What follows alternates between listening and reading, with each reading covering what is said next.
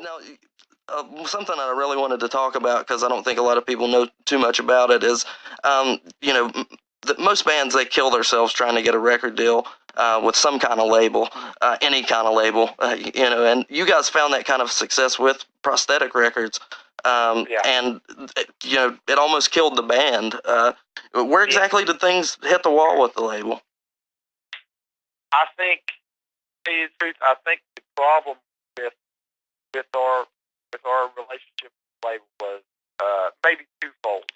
One, we got signed at the urging of Chris Adler, who at that time Lamb of God was on Prosthetic, and I think he brought us in and said, "Look, talking to the label head, I want you to sign these guys, and we're going to take care of stuff." And literally right after they signed us, recorded our debut album, Epic came and smashed up Lamb of God. So we were left at Prosthetic without our big brother, you know? Yeah. So, and another thing was that hurt us, I think, was our age and our geography, our location, because we weren't 18 and we were not able to get in the van and just tour for nothing. And we kind of fought over that. They wanted us to go out, live in the van, and, you know, play as many shows as possible. And we got that. We know why. But I was already like 32 years old, you know, and I was like, man, we got mortgages. And so there was some sticking points there. And it just fizzled out the longer we were with them.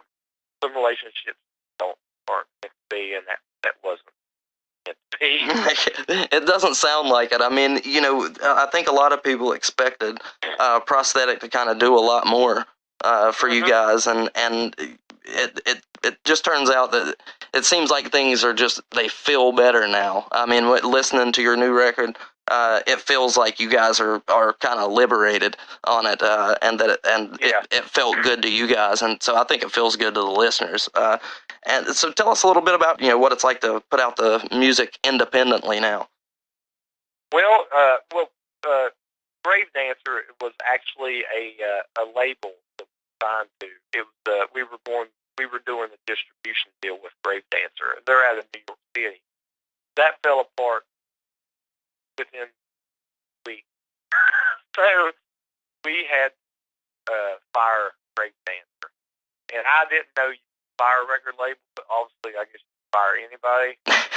So we fired Grave Dancer and said we're going to do it on our own.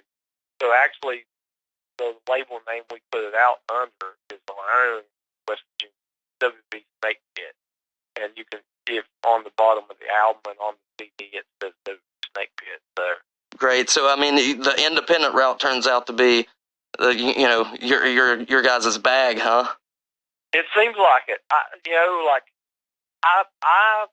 as an adult, I realized, you know, I come to grips with the fact that I am a chronic job jumper. Like, I like to work hard, but I have a hard time working for other people.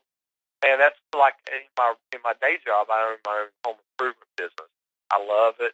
You know, it's hard work, but I love making decisions myself. And I think that's another thing. I didn't flash very well with a label head telling us what to do. I didn't think that they would be sitting in an office in Los Angeles caring as much as I do, you know, about a band in West Virginia. And we were right. So doing it ourselves, I can literally sit down in my basement and stay up till 4 o'clock answering emails, talking to people on Facebook, packaging up CDs from the house, and see the fruits of our labor right there, as opposed to having to check in with somebody in an office there. So I just like the hands-on part of it, and I think fans have really grasped onto. They like that one-on-one aspect. They can get on our Facebook and say, "Where's my fucking CD?" And I can actually track it and be like, "Hey, I'm the singer. I sent it out 2 days ago." Yeah.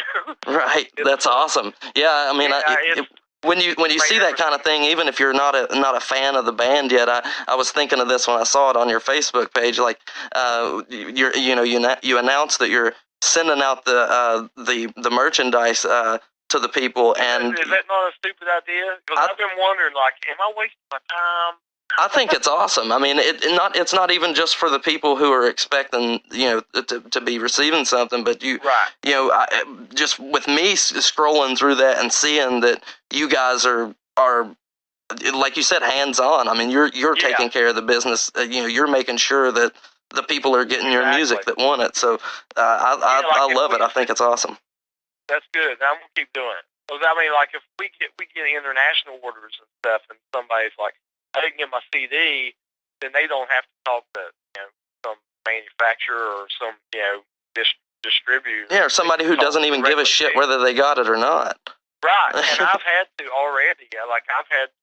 We've had a couple people complain that they didn't get it, and I know sometimes stuff get lost. I just screw it. I send them another one.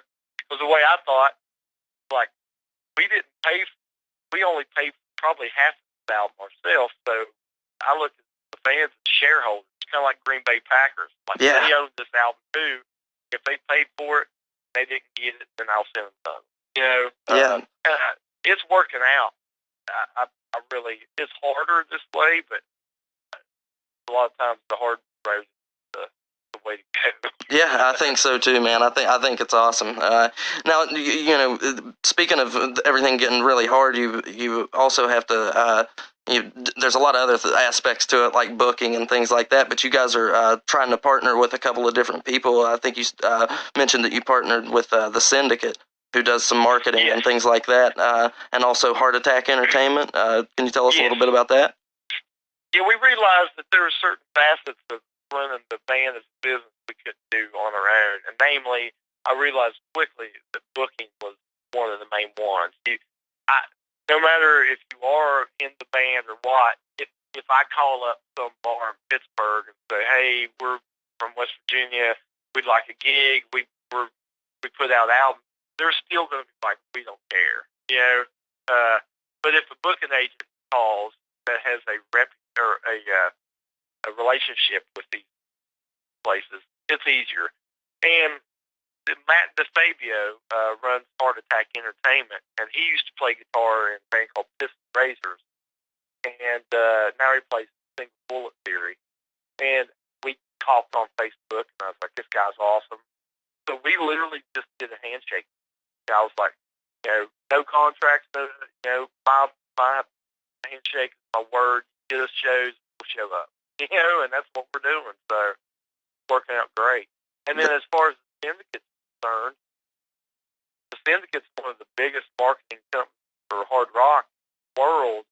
And luckily, there's a cat from Morgantown, West Virginia that used to work at WVU radio station, works at the Syndicate, and they approached us. He said, "We'd love to push this album.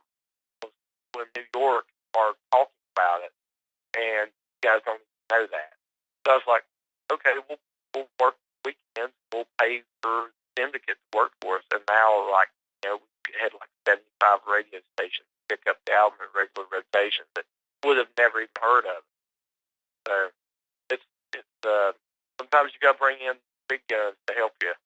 That's good though, man. I mean, it's great that you guys can do so much on your own, and then get these people who actually give a shit about the music and care about you guys to help out with the things that take a little bit more of the time and energy away from the music and things like that. Well, it helps us focus on the main task, which is the interaction with the fans and friends, to get them the product, and for us to focus on writing them and playing shows and stuff.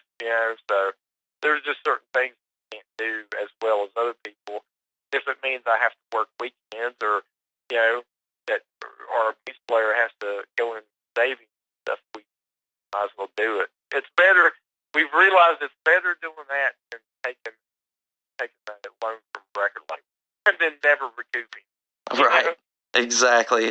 Well, I think you guys are doing it right, man, for sure.